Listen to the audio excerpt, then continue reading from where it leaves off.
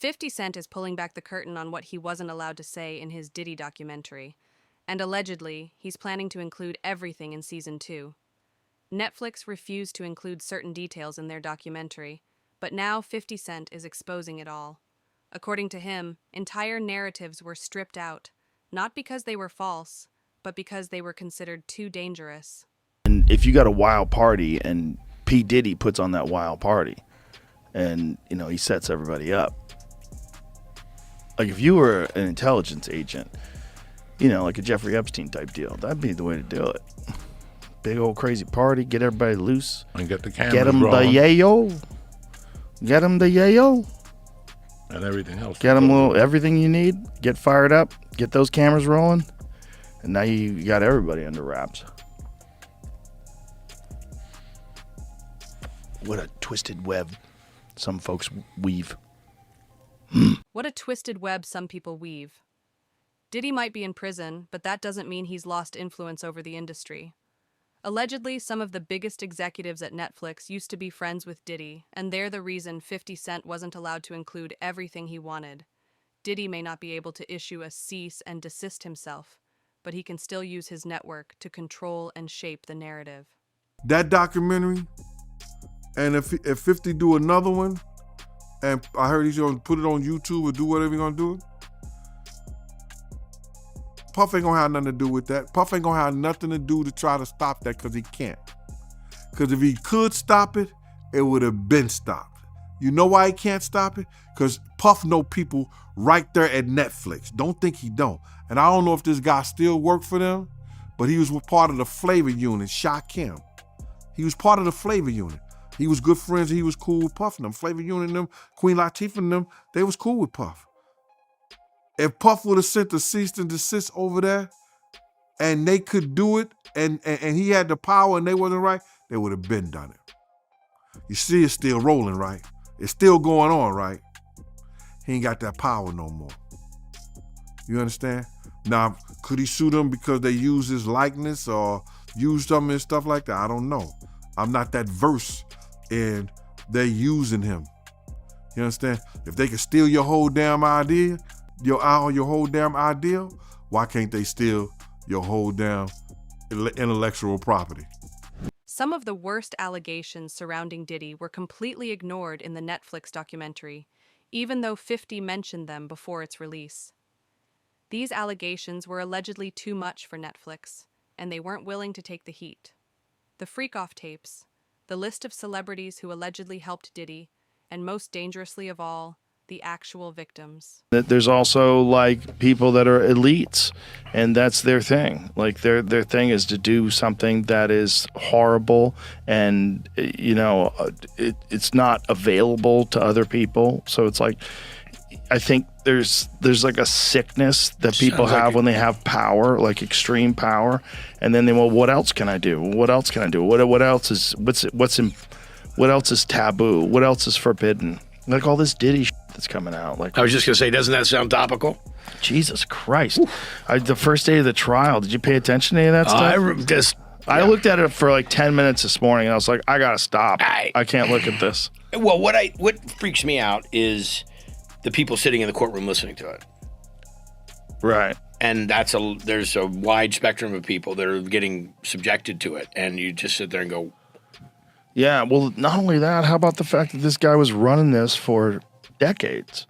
He was doing this for decades to who knows how many people, and everybody was scared to talk about it because he'd have them killed. We know for a fact that Diddy was taking advantage of child stars and artists coming into Bad Boy. Justin Bieber confirmed there were things happening behind the scenes, and Usher said the same. The question now is when these victims are finally going to get justice. It was hard for me being that young and being in the industry and not knowing where to turn, and everyone, telling me they love me and, just turn their back on you in a second. So yeah, it's hard because I want her to know that, she can count on me, but at the end of the day, I'm never gonna force myself to be in a relationship with her. It has to be natural, right? So I just kind of, let her do her thing, and if she ever needs me, I'm gonna be here for her. But yeah, just protecting those moments because people take for granted encounters. And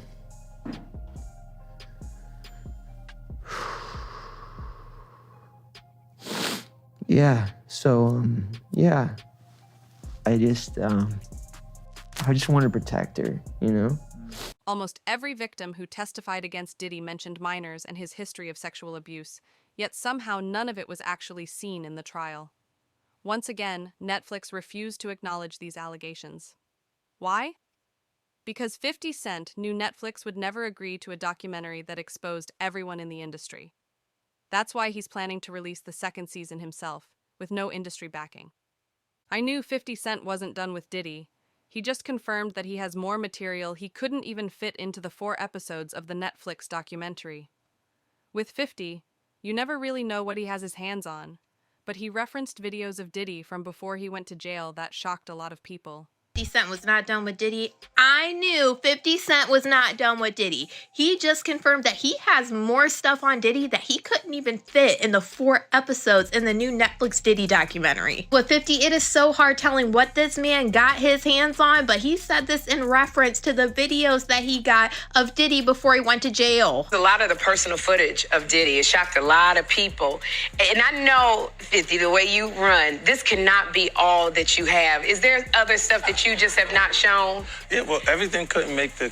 It was 4 episodes. Right. So it was a lot. You had to pick and choose things. And on top of him saying that he has more dirt on Diddy, he is also saying that more people came to him with allegations against Diddy that never made it into the Netflix documentary. With the anticipation, they ask him, are you going to make a second documentary and put it on Netflix since you have all of this stuff? And he says that he is about to put it on YouTube. With everything that was out and all of these people that were coming forward, have there been any new tips that you've gotten since it has been released? Well, yeah, everyone starts to feel a little more comfortable when they see other people telling their truth about it. Yeah. So, yeah, it's got to be something on YouTube coming. Yeah. I know. I'm not gonna lie, I felt like certain things were left out of this documentary, but now to hear him confirming it and saying he still has more and this man is about to post them on YouTube, I can only imagine what we haven't seen yet. Okay, this is getting absolutely crazy. So yesterday we heard 50 Cent confirm that he does have more video footage of Diddy,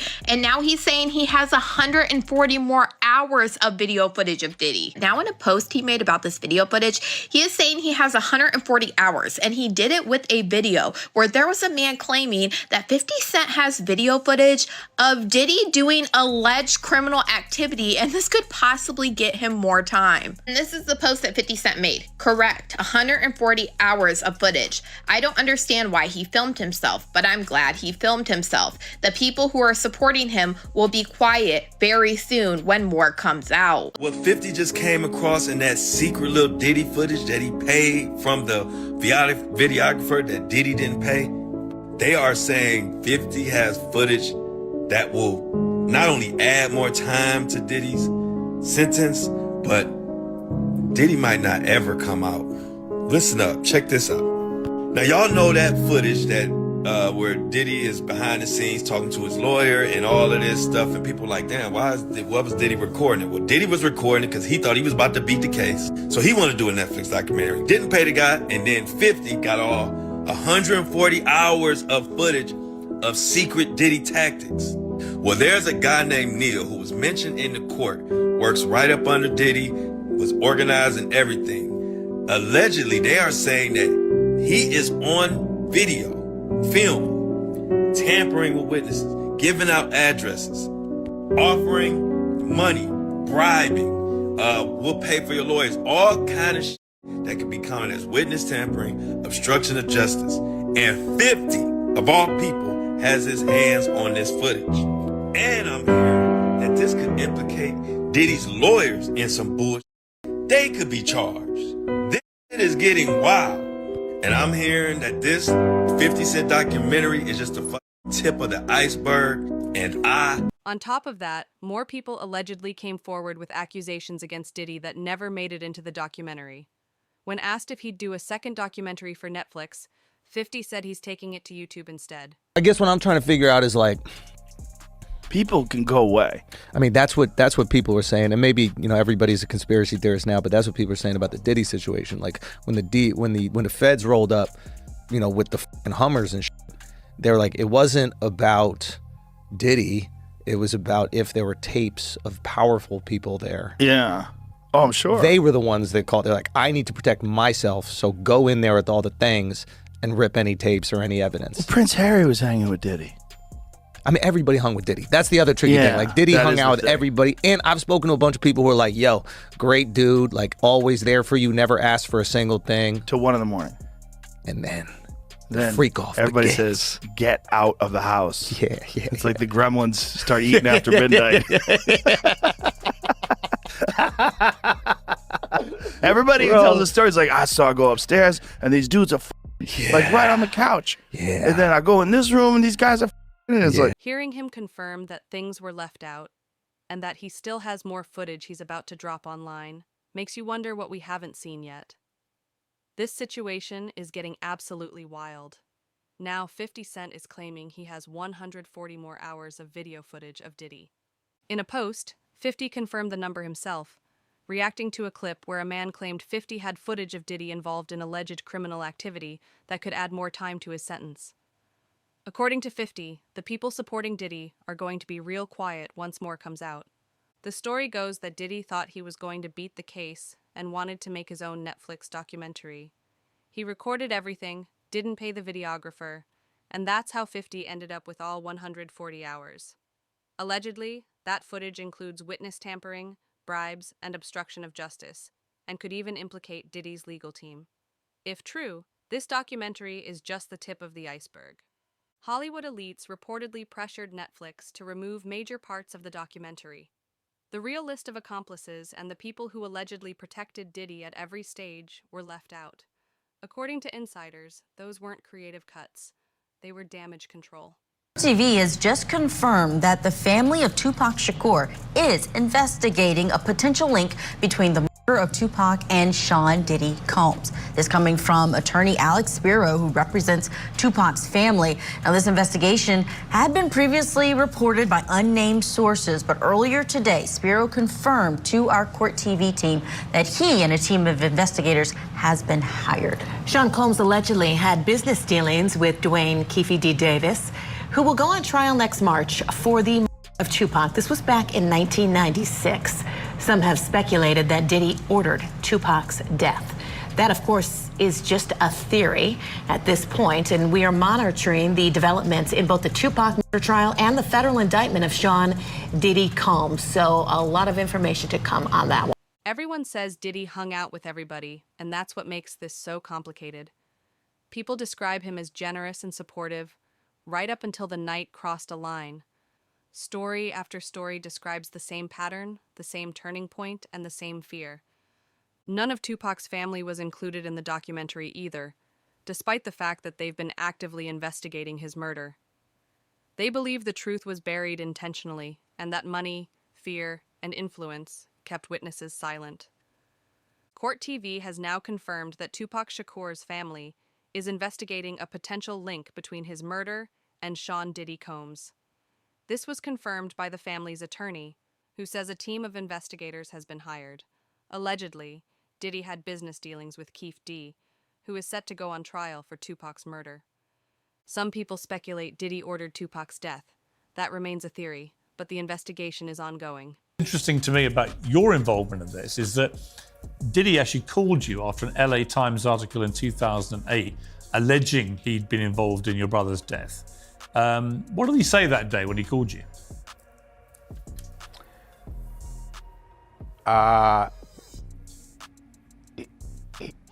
He was in town. He was in LA at the time. He was on the radio.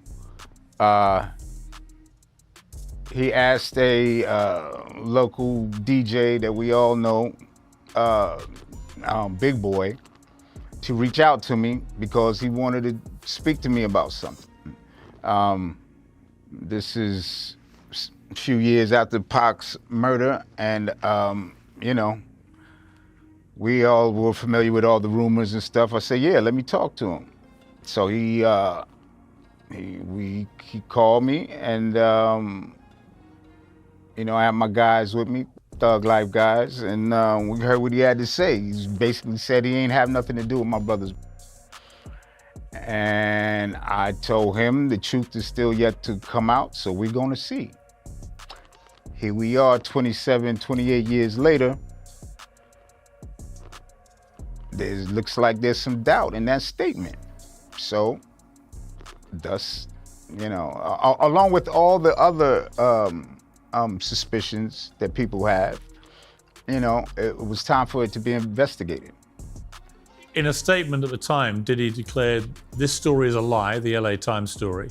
Neither I nor the late Notorious had any knowledge of any attack on Tupac before, during, or after it happened." Do you think that was an honest statement?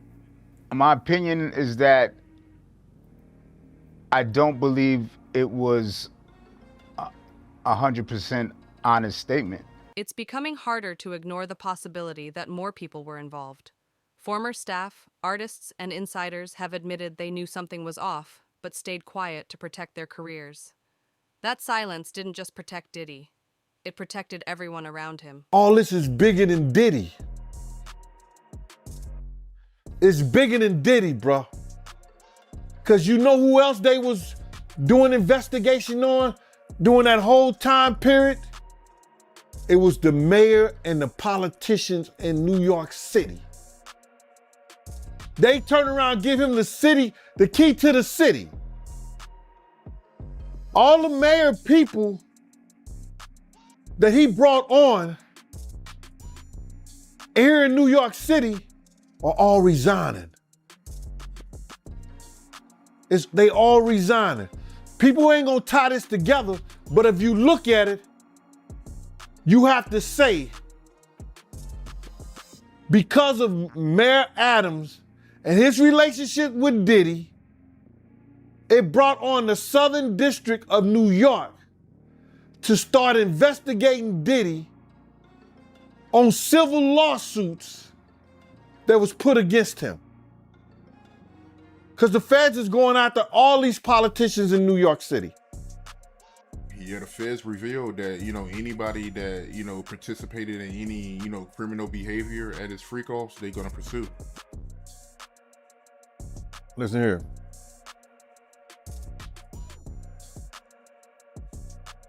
The mayor here take like 15 spoons of sugar in his coffee.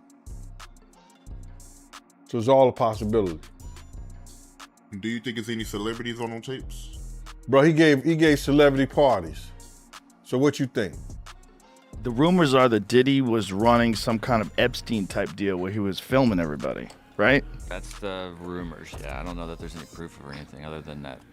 The thing is, like, we're getting the rumors from the internet, and the internet thinks that the Taliban took out that bridge in Baltimore. So it's like, who knows? Who knows what's real? That's what Diddy's lawyers, I think, said. It was like that these are just trumped up charges. Not trumped up. I don't think they said that, but like bullshit charges. Dude, when Homeland Security invade your house, you got problems with dudes with guns and body armor. Someone said that they weren't there to take stuff; they were there to delete everything. Like the real people that were in there, you know. Oh, like that's the same funny. thing with Epstein. There was a lot going on, and then there's people that thought that Puffy was involved and Suge Knight was involved. Speaking of, I think Suge Knight's the one who said that thing I just thought of. What thing? About that they were there to delete stuff. Well, if he really was filming everybody, I mean, he had a lot of people at those parties, right? You know who said Luke from 2 Live Crew? Yeah, he said he was to leave early. Yeah, when Luke from 2 Live Crew is leaving early, like, you got a wild party. If what's happening is too f***ed up for Luke from 2 Live Crew? Like, check, please. There's so many different stories. Rumors continue to swirl about tapes, powerful people, and federal involvement. Whether all of it is true or not, one thing is clear. When Homeland Security raids your home, you're in serious trouble. Everyone in the industry is now furious with 50 Cent. Executives, publicists, and artists who spent decades protecting reputations are suddenly being exposed. That's why the backlash is so intense. He got everybody going, man. He's getting a lot of backlash, man. Like, people are like mad at 50 for getting behind this thing. Well, see, the thing about it is that people are out their rabbit ass mind, and they gonna sit up here and they gonna say some stuff like, yo, they try to make it up like, it's because of a girl, it's because of a woman. A man that can have any woman in the damn world, you understand, go any parts of the world, find beautiful women all over the world, that's willing to do whatever he wants to. I'ma be mad because this dude got this one? Nah, it's bigger and it's more than that. They don't want to say it. A lot of these cats out here don't want to tell the truth behind it. You understand? When 50 was out here, trying to get into, well, he was writing for most of Puff stuff. He was writing for artists. He was writing for different people. LL, Puff, whatever he can get money at, you know what I'm saying, to do some writing and stuff like that. Jam Master Jay had him writing something like that. So Fifth was writing.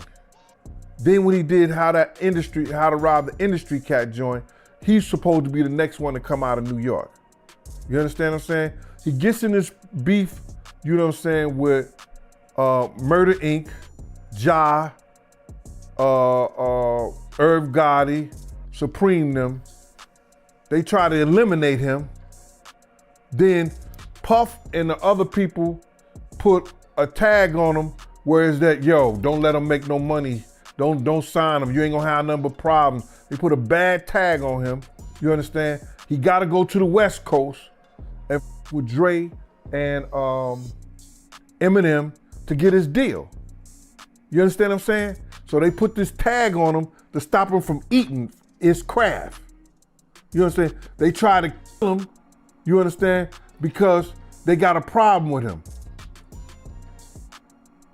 And then you supposed to have some love, so people who try to take you out of here, try to stop you from eating and everything like that. Diddy was a part of that too. He was a part of that. Diddy is reportedly considering suing 50 Cent and Netflix for $1 billion, but many believe he'll never do it. If he does, 50 could release everything he has. And that's the real threat. Cent's highly anticipated documentary about Sean Diddy Combs is officially here. And we hear from 2 jurors from the Diddy trial, some accusers who spoke out for the documentary, and 50 Cent got his hands on some footage that Diddy claims belongs to him. We have to find somebody that'll work with us that has dealt in the dirtiest of dirty business. We're losing.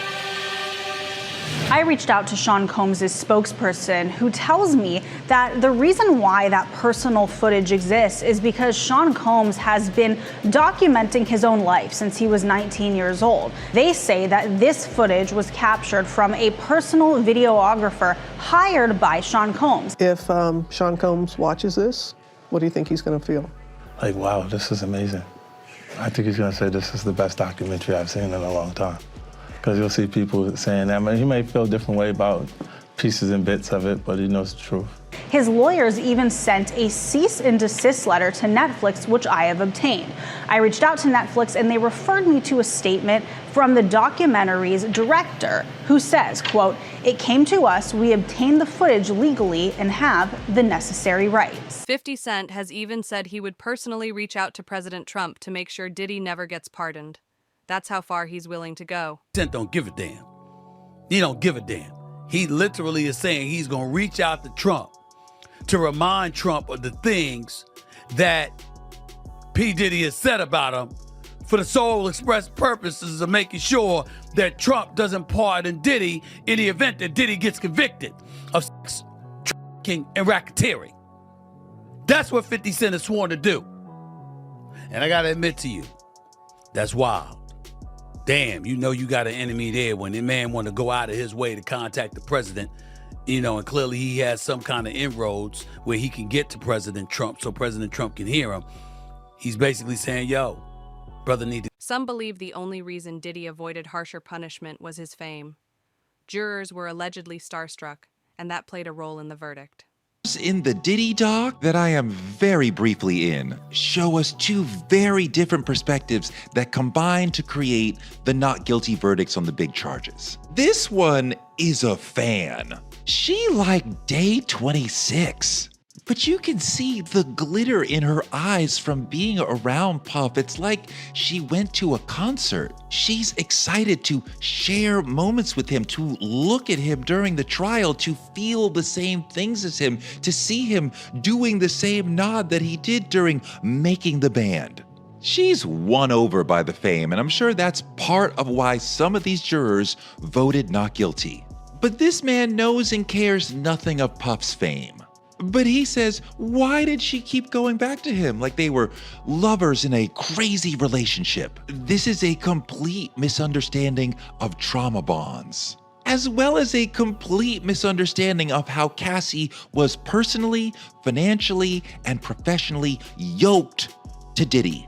Throughout the trial, people said, why didn't she just leave? Which is essentially what this man is saying. Why didn't she just leave? She explained that her career was tied to him. He kept her broke. When she talked about leaving, he threatened to release the freak-off tapes. He threatened her mother. And whenever she actually did run away, he sent his bodyguards to go and bring her back. So there was no way for her to leave.